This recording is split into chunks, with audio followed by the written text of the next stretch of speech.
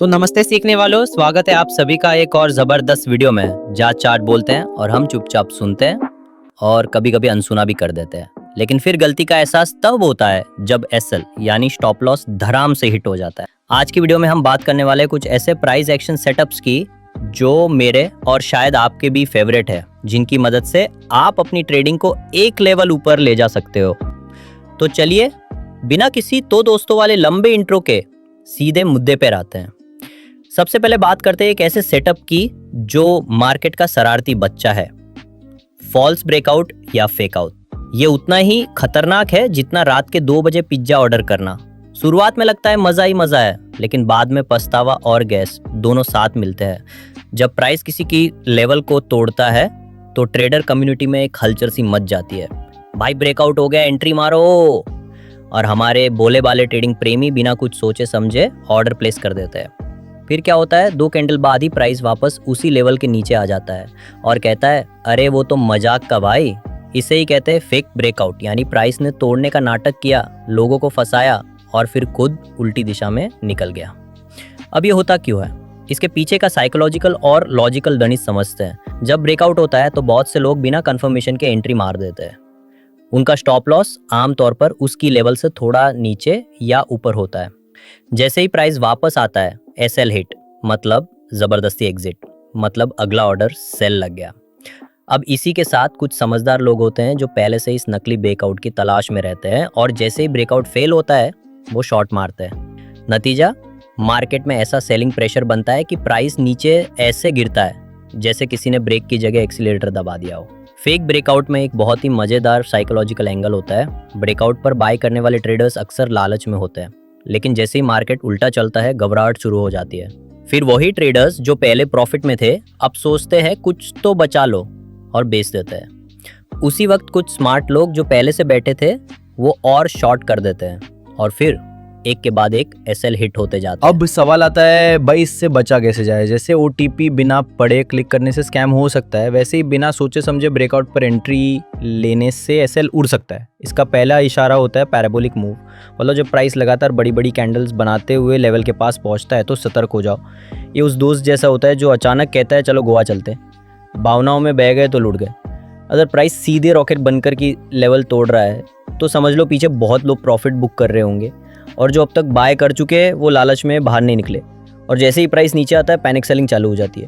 दूसरा इशारा होता है वॉल्यूम, यानी चार्ट का साउंड ट्रैक। अगर ब्रेकआउट कैंडल का वॉल्यूम पिछले कुछ कैंडल्स के एवरेज वॉल्यूम से कम है तो मामला गड़बड़, मतलब शोर तो हो रहा है ब्रेकआउट ब्रेकआउट, लेकिन अंदर कोई दम नहीं। वॉल्यूम कहता है भाई मैं तो इस पार्टी में आया ही नहीं है। ऐसे में 2 चीज़ों का इंतजार करो, या तो रिटेस्ट का या फिर फुल फेक आउट का। और जैसे ही मार्केट वापस की लेवल के पास आता है वहां पर अगर कोई मजबूत रिजेक्शन कैंडल मिले तो वहीं से ट्रेंड के उलट दिशा में एंट्री मारो। फेक ब्रेकआउट पर सही एंट्री लेने का असली मंत्र है ये समझना कि बाकी सबने अपना स्टॉप लॉस कहाँ रखा है। जब तक मार्केट ज्यादातर का एसएल उड़ाकर साफ नहीं करता तब तक सही मूव नहीं देता और वहीं से आपको सही एंट्री मिलती है। उदाहरण तौर पर मान लो मार्केट ने सपोर्ट को तोड़ा पर कुछ कैंडल्स के बाद वापस सपोर्ट के ऊपर आकर एक ग्रीन बुलिश कैंडल बनाई, तो जैसी अगली कैंडल खुले एंट्री लो बाय साइड। लेकिन ध्यान रहे ये तब काम करेगा जब पहले जो बायर्स थे उनका एसएल उड़ चुका हो, वरना ये भी एक ट्रैप बन सकता है। अब फेक आउट समझ लिया तो असली ब्रेकआउट को पहचानने की भी जरूरत है। तो सफल ब्रेकआउट कैसा दिखता है?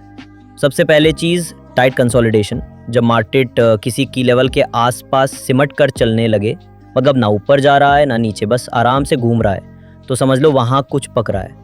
पुराना पैसा बाहर निकल रहा है और नया पैसा चुपचाप घुस रहा है।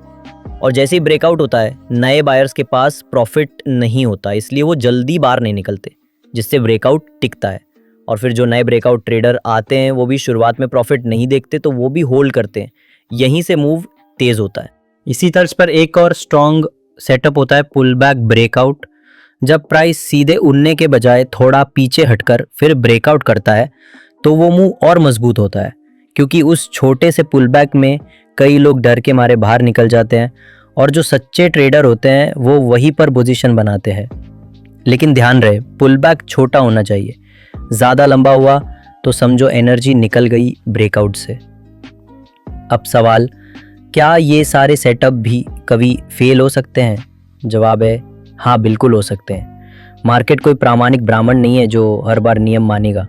कभी कभी बेवजह मूड बदलता है, जैसे किसी ने सीन करके रिप्लाई नहीं दिया हो। लेकिन फिर भी इन सेटअप्स का विनिंग रेट अच्छा होता है और लॉस कंट्रोल में रहता है। वही जो सेटअप आपको अब नहीं लिया तो मिस हो गया वाली फीलिंग दे, उन पर तो और ज़्यादा शक करो, क्योंकि जो मूव बहुत तेज़ और अचानक हो उसमें घुसना यानी आग में घी डालना।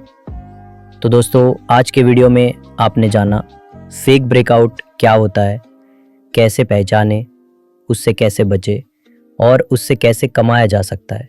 साथ ही असली ब्रेकआउट कैसे दिखता है और उसमें एंट्री कब करनी चाहिए। अब आपके पास ब्रेकआउट का रिमोट कंट्रोल है।